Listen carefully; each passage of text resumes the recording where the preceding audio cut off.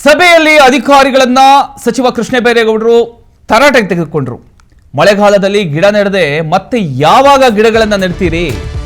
ಇದುವರೆಗೆ ನೆಟ್ಟ ಯಾವುದೇ ಗಿಡಗಳಿಗೆ ದಾಖಲೆಗಳಿಲ್ಲ. ನೆಡ್ತಕ್ಕಂಥ ಎಲ್ಲಾ ಸಸಿಗಳಿಗೂ ಕೂಡ ದಾಖಲೆ ಇರಬೇಕು.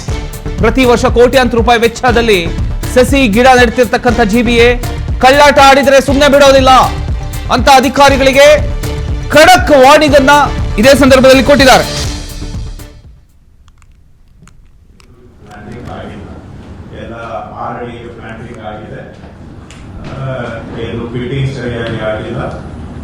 ಹಾರ್ಟಿಕಲ್ಚರ್ನವರು ಮ್ಯಾಂಡೇಟೆಡ್ ಏರಿಯಾ ಅವರ ಮೇಂಟೆನೆನ್ಸ್ ಮಧ್ಯದಲ್ಲಿ ಹೋಗಿ ನೀವು ಗಿಡ ನೆಟ್ಟಿದ್ದೀರಾ.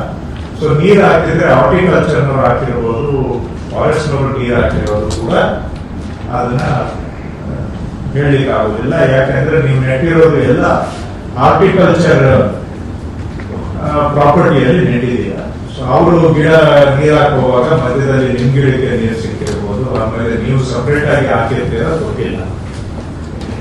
ಸೊ ಇದೆಲ್ಲ ಆಗೋಗಿದೆ. ಜನಗಳು ಏನ್ ಹೇಳ್ತಾರೆ, ಇಷ್ಟು ಗಿಡ ಲಕ್ಷಾಂತರ ಗಿಡ ವರ್ಷ ವರ್ಷ ನೆಡ್ತಾರೆ, ಎಲ್ಲೋ ಹೋಗ್ತವೆ, ಇವೆಲ್ಲ ಗೊತ್ತಿಲ್ಲ. ಅದು ಕೂಡ 10 ವರ್ಷದ್ದು 20 ವರ್ಷದ್ದು ಸೇರಿಸಿದ್ರೆ ಲಕ್ಷಗಳು ಮಿಲಿಯನ್ಸ್ ದಾಟುತ್ತೆ. ಈಗ ಎಲ್ಲಿದ್ದಾವೆ ಹಾಗಾದ್ರೆ ಆ ಗಿಡಗಳು ಅಂತ ಹುಡುಕಿದ್ರೆ ಯಾರು ಉತ್ತರ ಕೊಡ್ತಾರೆ ಅದು ಗೊತ್ತಿಲ್ಲ. ಸೊ ಇಲ್ಲಿವರೆಗೂ ಈ ರೀತಿ ನಡೆದು ಬಂದಿದೆ. ಅದ್ರ ಬಗ್ಗೆ ಇವತ್ತು ಮಾತಾಡೋದಕ್ಕೆ ನಾವು ಇಲ್ಲಿ ಸೇರಿಲ್ಲ.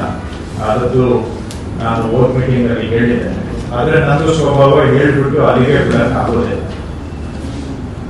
ಸುಮ್ಮನೆ ಮಾತು ಚಪ್ಪಲಕ್ಕೋಸ್ಕರ ಮಾತಾಡ್ಬಿಟ್ಟು ಸಾಲ್ವ್ ಮಾಡದೆ ಇರೋದಕ್ಕೆ ಆಗೋದಿಲ್ಲ. ಸೊ ನಾವು ಸಾಲ್ವ್ ಮಾಡಬೇಕು.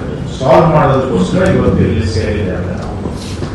ಸೊ ಸಾಲ್ವ್ ಮಾಡಬೇಕು ಅಂತ ಹೇಳಿದ್ರೆ ಅಟ್ಲೀಸ್ಟ್ ಈ ವರ್ಷ ನೆಡುವಂತ ಗಿಡ ನಿಜವಾಗಿ ನೆಡುವಂಗ ಆಗ್ಬೇಕು.